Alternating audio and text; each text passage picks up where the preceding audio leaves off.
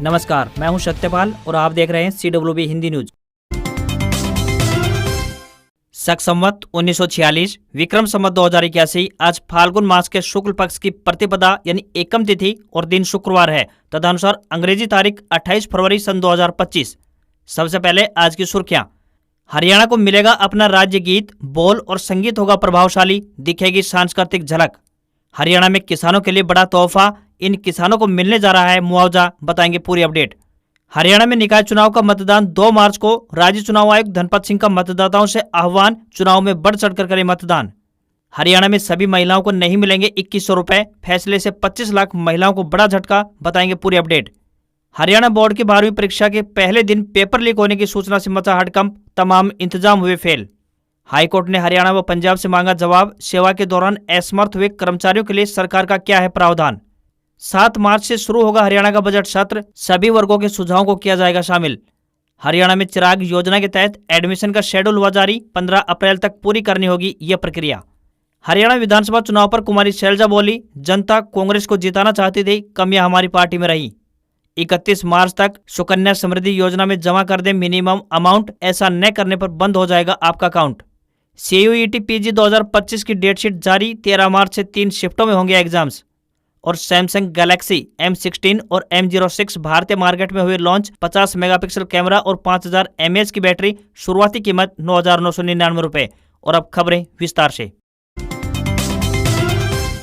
हरियाणा में फिर से पश्चिमी विक्षोभ का असर देखने को मिल रहा है, जिसके चलते प्रदेश के कई इलाकों में बरसात हुई है, कई जिलों में बादल छाए हुए हैं और तेज हवाएं भी चल रही हैं। बात करें अगर फरवरी के महीने की, तो इस पूरे ही महीने में मौसम परिवर्तनशील बना रहा है। कुछ दिन मौसम साफ रहने के बाद बरसात का दौर फिर से शुरू हो जाता है और दोबारा से तापमान में इजाफा देखने को मिल रहा है। इसी बीच फिर से प्रदेश में कई जिलों में बरसात की संभावना जताई गई है। पानीपत में सुबह तेज हवाएं चली और बूंदाबांदी का दौर जारी रहा। सुबह 5 बजे से ही जींद और झज्जर में भी हल्की बरसात देखने को मिली। ऐसा ही हाल कुछ सोनीपत, कैथल, भिवानी और महेंद्रगढ़ जिले का रहा। यहाँ भी सुबह के समय बरसात देखने को मिली है। विभाग द्वारा प्रदेश में 1 मार्च तक बरसात के आसार जताए गए हैं। बता दें कि राज्य में नया पश्चिमी विक्षोभ सक्रिय होने के चलते बरसात की संभावना बनी हुई है। वर्तमान में प्रदेश में दिन और रात के तापमान में बढ़ोतरी दर्ज की जा रही है। NCR और हरियाणा के ज्यादातर इलाकों में दिन का तापमान 25 से 33 डिग्री सेल्सियस और रात का तापमान 12 से 17 डिग्री सेल्सियस के बीच रिकॉर्ड किया गया है। 2 मार्च तक तापमान में फिर से गिरावट देखने को मिल सकती है। डिस्ट्रिक्ट एंड सेशन जज रोहतक में प्रोसेस सर्वर व चपरासी के पदों पर भर्ती के लिए आवेदन मांगे गए हैं। पुरुष या महिला जो भी उम्मीदवार इच्छुक हैं, वह अपने आवेदन भारतीय डाक के माध्यम से भेज सकते हैं। सैलरी 16,900 रुपए से लेकर 53,500 रुपए पर मंथ मिलेगी। आवेदन करने की आखिरी तारीख 3 मार्च है। प्रोसेस सर्वर के पदों के लिए उम्मीदवार 10वीं पास होने चाहिए तथा 10वीं में हिंदी या पंजाबी में से कोई भी एक विषय रहा हो। वहीं चपरासी के पदों के लिए उम्मीदवार 8वीं पास होने चाहिए, साथ ही हिंदी या पंजाबी में से कोई एक विषय रहा हो। किसी भी वर्ग के उम्मीदवारों को कोई भी आवेदन शुल्क जमा नहीं करना होगा। न्यूनतम आयु 18 वर्ष और अधिकतम आयु 42 वर्ष तय की गई है।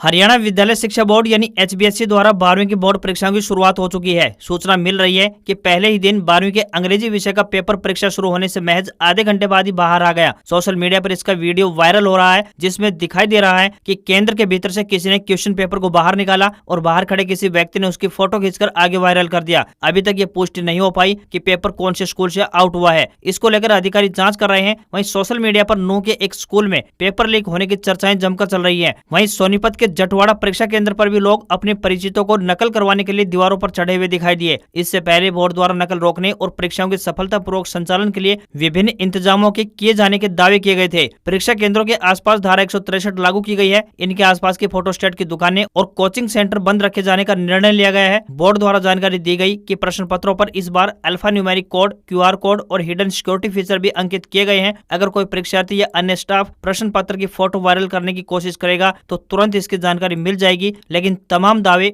फेल होते हुए दिखाई दिए। हरियाणा में 7 मार्च से बजट सत्र शुरू होगा। उससे पहले 3 और 4 मार्च को मुख्यमंत्री नायब सिंह सैनी ने अपने मंत्रियों और विधायकों से बजट पर चर्चा करने के लिए एक बैठक बुलाई है। इस दौरान मंत्रियों और विधायकों से जो प्रस्ताव या सुझाव मिलेंगे, उन्हें बजट में शामिल किया जा सकता है। बता दें कि राज्य में 12 मार्च को शहरी निकाय चुनाव के नतीजे घोषित किए जाएंगे। अगले दिन यानी 13 मार्च को छोटी होली और 14 मार्च को फाग है। ऐसे में यह संभावनाएं है कि 11 मार्च को बजट पेश किया जा सकता है। आपकी जानकारी के लिए बता दें कि प्रदेश के वित्त मंत्री होने के नाते मुख्यमंत्री नायब सिंह सैनी का यह पहला बजट होगा। CM सीएम सैनी ने कहा है कि प्रदेश का बजट सत्र 7 मार्च 2025 से प्रारंभ होगा, जिसके लिए सभी हितधारकों से सुझाव लिए गए हैं। सूबे के विकास के लिए एक समावेशी और संतुलित बजट बनाने के लिए इन सभी सुझावों को बजट में शामिल किया जाएगा। इसी क्रम में मुख्यमंत्री ने 3 और 4 मार्च को पंचकुला में विधायकों और मंत्रियों की एक बैठक बुलाई है, जिसमें बजट पर चर्चा की जाएगी। वहीं काफी दिनों से प्रदेश सरकार वित्त वर्ष 2025-26 के बजट को तैयार करने में लगी हुई है। लगातार हर वर्ग के लोगों से उनके सुझाव प्राप्त कर रहे हैं, साथ ही जनता से भी ऑनलाइन सुझाव मांगे गए हैं।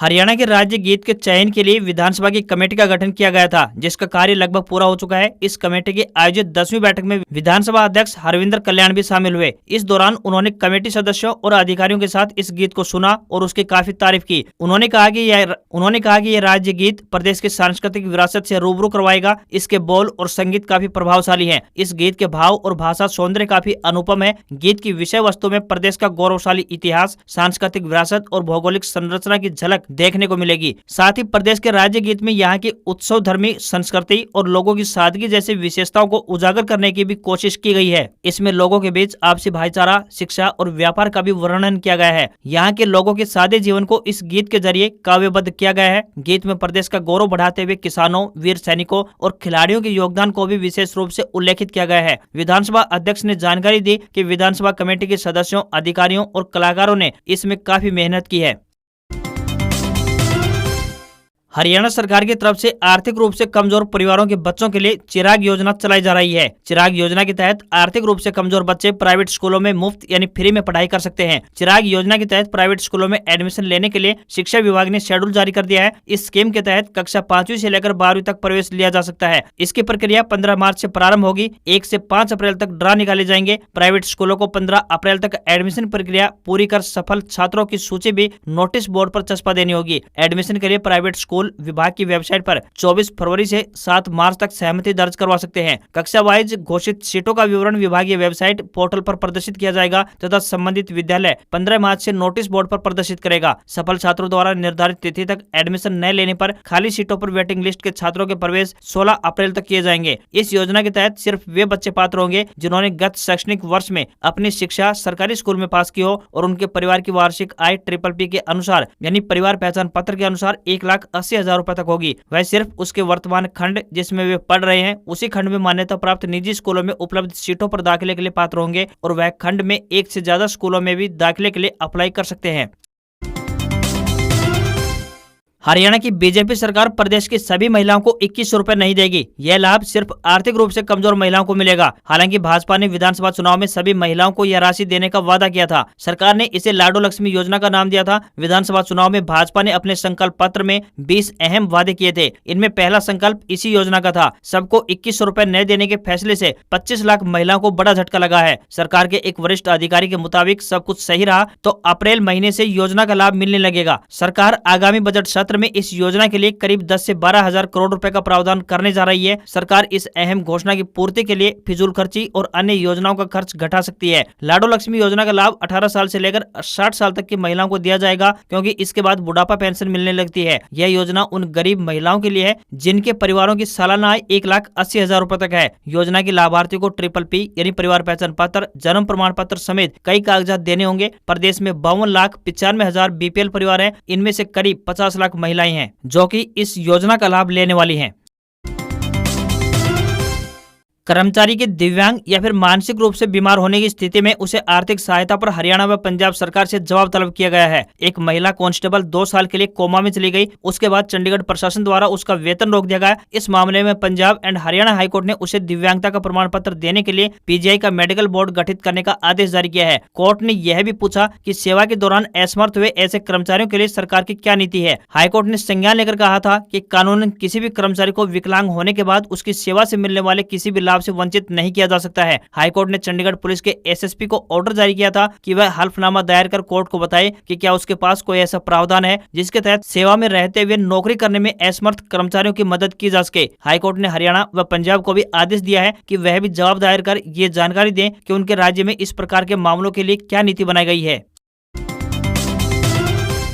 सिरसा से कांग्रेस सांसद कुमारी सैलजा ने कहा कि हरियाणा विधानसभा चुनाव में जनता कांग्रेस को जिताना चाहती थी। कार्यकर्ताओं ने मेहनत भी की, लेकिन इसके बावजूद कांग्रेस हारी। इसमें काफी कमियां पार्टी में रही हैं। इन कमियों को दूर किया जाएगा, तभी आगे बात बनेगी। कमियां कहां हैं और कौन जिम्मेदार है, ये पार्टी देख रही है। कुमारी सैलजा ने कहा कि सिरसा लोकसभा क्षेत्र से जनता ने उन्हें फिर से मौका दिया, क्योंकि उनका लोगों से संपर्क हमेशा बना रहा। उन्होंने कहा कि विधानसभा चुनाव में पार्टी को जो भी उम्मीदें थी वो पूरी नहीं हुई। जनता चाहती थी कि कांग्रेस की सरकार बने, लग भी रहा था, लेकिन भाजपा सरकार बनाने में कामयाब रही। कुछ हमारे कारण थे, कुछ दूसरी पार्टी के कारण भी रहे। यह जरूर है कि जनता की इच्छा थी कि कांग्रेस की सरकार बने। पार्टी के पास संगठन का भी अभाव है, उसको भी नकारा नहीं जा सकता। उन्होंने कहा कि नशे पर लगाम लगनी चाहिए, इसके लिए वे शुरुआत से ही आवाज उठाती आई हैं। प्रशासन को चाहिए कि वे छोटी नहीं बल्कि बड़ी मछलियों को पकड़े। नशा रुका तो अपराध भी रुक जाएगा। हरियाणा सरकार के 4 जिलों भिवानी, फतेहाबाद, करनाल और यमुनानगर में सड़क नेटवर्क को मजबूत करने के लिए 54 करोड़ 22 लाख रुपए की लागत से 886 किलोमीटर लंबी 373 सड़कों का नवीनीकरण करने जा रही है। मुख्यमंत्री नायब सिंह सैनी ने इस योजना को मंजूरी प्रदान कर दी है। इस परियोजना से सड़क कनेक्टिविटी में सुधार होगा, जिससे आम जनता को बेहतर यातायात सुविधा मिलने वाली है। भिवानी जिले में 11 सड़कों की मरम्मत की जाएगी, जिनकी कुल लंबाई 47.7 किलोमीटर होगी। वहीं फतेहाबाद जिले की बात करें तो 252 किलोमीटर लंबाई की 109 सड़कों की मरम्मत वार्षिक मरम्मत योजना के तहत की जाएगी, जिस पर लगभग 2 करोड़ रुपए खर्च होंगे। वहीं करनाल जिले में 14 सड़कों की मरम्मत की जाएगी, जिनकी कुल लंबाई 31.36 किलोमीटर होगी। वहीं यमुनानगर जिले में वार्षिक मरम्मत योजना के तहत बात करें तो 185.49 किलोमीटर लंबाई की कुल मिलाकर 112 सड़कों की मरम्मत की जाएगी। हरियाणा के राज्य चुनाव आयुक्त धनपत सिंह ने मतदाताओं से आह्वान करते हुए कहा है कि वे 2 मार्च को होने वाले शहरी स्थानीय निकाय चुनाव में बढ़ चढ़कर मतदान करें। मतदान में केवल वही मतदाता मताधिकार का उपयोग कर सकेगा जिसका नाम संबंधित नगर निगम या फिर नगर परिषद अथवा नगर पालिका की मतदाता सूची में शामिल है। सभी मतदाताओं को मतदान करने के लिए अपने साथ फोटोयुक्त पहचान पत्र लेकर आना होगा। जिन मतदाताओं के पास यदि वोटर कार्ड नहीं है तो वे भी अन्य वैकल्पिक पहचान पत्र दिखाकर भी वोट डाल सकते हैं। ऐसे मतदाता passport, driving licence, Aadhaar card, ration card, PAN card, केंद्रीय राज्य सरकार के कार्यालयों, सार्वजनिक क्षेत्र के उपक्रमों, स्थानीय निकायों या फिर अन्य पब्लिक सेक्टर या अंडरटेकिंग द्वारा कर्मचारियों को जारी पहचान पत्र दिखाकर भी अपना मत का इस्तेमाल कर सकते हैं। हरियाणा सरकार ने किसानों के हित में कदम उठाते हुए जिला जींद में 20 फरवरी को हुई बारिश या फिर ओलावृष्टि के कारण फसलों के नुकसान का ब्यौरा क्षतिपूर्ति पोर्टल पर दर्ज करने के लिए किसानों से आह्वान किया है। यह पोर्टल 10 मार्च तक खुला रहेगा। सरकारी प्रवक्ता ने बताया कि जींद के उपायुक्त द्वारा दी गई रिपोर्ट अनुसार जिला जींद के कई गाँव में 20 फरवरी को बेमौसमी बारिश के कारण फसलों को नुकसान पहुंचा है। किसानों द्वारा फसलों की खराबी की जानकारी पोर्टल पर दर्ज करने के लिए क्षतिपूर्ति पोर्टल खोलने का अनुरोध किया गया। उनके अनुरोध पर सरकार ने निर्णय लिया है कि जिला जींद के किसान अपनी खराब हुई फसल की जानकारी क्षतिपूर्ति पोर्टल पर 10 मार्च तक दर्ज कर सकते हैं। बता दें कि प्रदेश सरकार ने किसानों के हित में क्षतिपूर्ति पोर्टल बनाया है। किसानों को सुविधा दी गई है कि वे खुद अपनी खराब हुई फसल की जानकारी अपलोड कर सकें। अब प्रभावित किसान इस क्षतिपूर्ति पोर्टल पर अपनी खराब फसल का ब्यौरा खुद दर्ज करा सकते हैं। इस पोर्टल के माध्यम से मुआवजा राशि मेरी फसल मेरा ब्यौरा पोर्टल पर उपलब्ध करवाए गए काश्तकार के सत्यापित बैंक खाते में सीधे जमा करवाई जाती है। किसानों के बैंक खाते में सीधे धनराशि जाने से बिचौलिए की भूमिका भी सरकार ने खत्म कर दी है, जिससे कि पूरा पैसा किसान को मिल जाता है। हरियाणा समेत देश में मार्च महीने में कुल 14 दिन बैंक बंद रहेंगे। अगले महीने यानी 14 मार्च को होली और 31 मार्च को ईद उल फितर जैसे 2 बड़े त्योहार होने के कारण देश में छुट्टियां हैं। हरियाणा के राजकीय विद्यालयों में मार्च महीने के अवकाश की बात करें तो 2 मार्च को रविवार पड़ने वाला है, जिसके कारण छुट्टी रहेगी। वहीं 8 मार्च को दूसरे शनिवार की छुट्टी रहने वाली है। वहीं 9 मार्च को रविवार पड़ने के कारण छुट्टी रहेगी। वहीं 14 मार्च शुक्रवार की बात करें तो होली यानी फाग का त्योहार मनाया जाएगा, जिसके कारण अवकाश रहेगा। 16 मार्च को रविवार के कारण छुट्टी रहने वाली है। 23 मार्च रविवार को शहीदी दिवस के उपलक्ष्य पर भी छुट्टी रहेगी। 30 मार्च को रविवार पड़ने वाला है। वहीं 31 मार्च यानी सोमवार को ईद उल फितर त्योहार मनाने के उपलक्ष्य पर छुट्टी रहेगी। South Korean tech company Samsung ने भारतीय मार्केट में M सीरीज के 2 स्मार्टफोन गैलेक्सी M16 और M06 लॉन्च किया है। स्मार्टफोन में 6.7 इंच डिस्प्ले, 50 मेगापिक्सल कैमरा और 25 वाट चार्जिंग सपोर्ट के साथ 5000 mAh की बड़ी बैटरी दी गई है। कंपनी ने गैलेक्सी M16 स्मार्टफोन को 3 रैम और सिंगल स्टोरेज ऑप्शन के साथ उतारा है। M06 को 2 रैम और सिंगल स्टोरेज ऑप्शन में लॉन्च किया गया है। भारतीय मार्केट में इसकी शुरुआती कीमत की बात करें तो 9,999 रुपए रखी गई है। बायर्स इन स्मार्टफोन को 5 मार्च से ई-कॉमर्स वेबसाइट अमेजन से खरीद सकेंगे। पिछले साल अप्रैल में कंपनी ने Galaxy M15 5G smartphone launch किया था। इस स्मार्टफोन में कंपनी ने 6.5 इंच का full HD plus display, 50 megapixel camera और 6000 mAh की बड़ी बैटरी दी थी। स्मार्टफोन में 25 वाट चार्जिंग सपोर्ट के साथ 6000 mAh की बैटरी दी गई है। कीमत की बात करें तो 13,299 रुपए से शुरुआत होती है।